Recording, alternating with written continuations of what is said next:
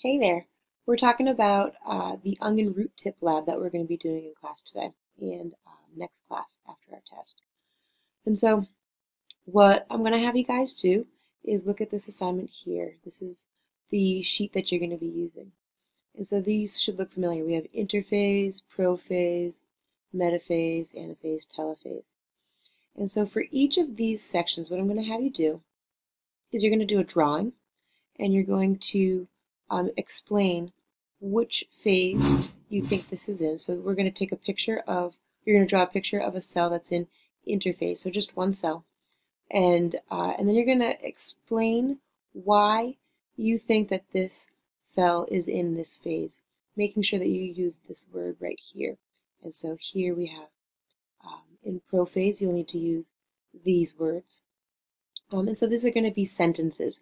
Make sure that these are full sentences, and so that you're putting forth high school level work, and that your drawing looks like what you're looking at, not just a picture of what you think you see, but a picture of what you're actually seeing.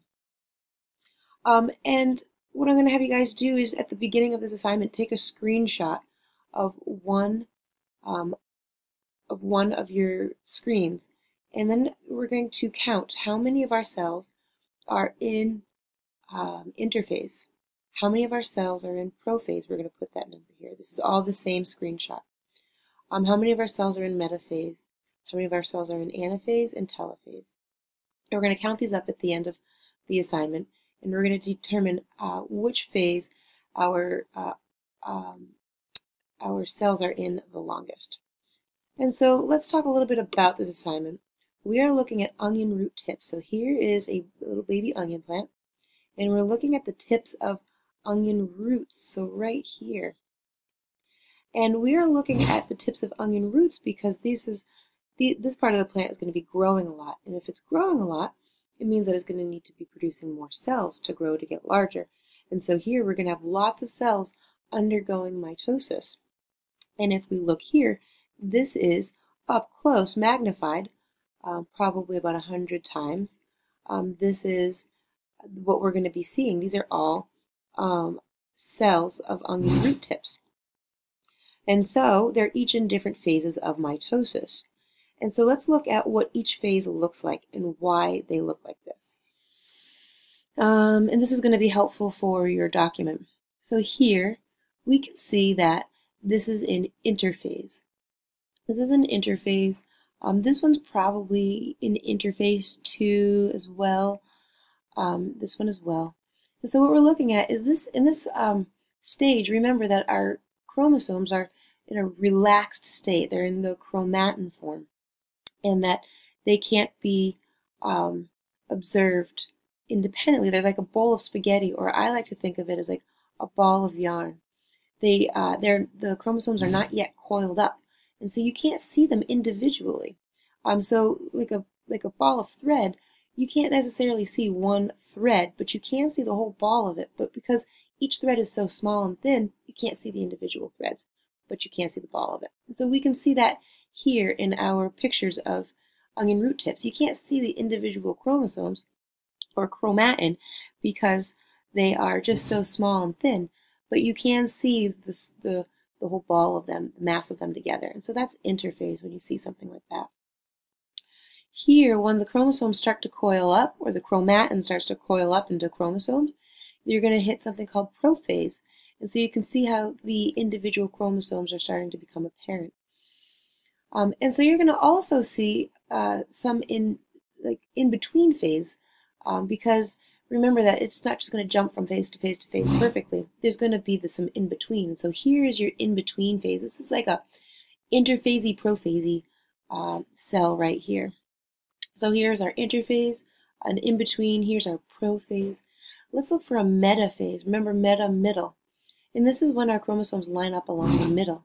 And so here, our nucleus is gone, and you can see that the chromosomes have lined up along the middle. And we have another metaphase here, and another metaphase here. So we have interphase, prophase, metaphase, anaphase apart. Anaphase apart. We can see here how our chromosomes are migrating to the poles. We're moving apart from one another. And let's see if we can find, this one looks like it's a little bit still, it's like closer to metaphase, but it's still in anaphase. This one's a little bit further along. This one's even further along. So they're all anaphase, but they're different parts of anaphase. So you would draw something that looks like that, and you would say that this is definitely an anaphase because the chromosomes are, or the sister chromatids are migrating towards the poles. Finally, we have telophase.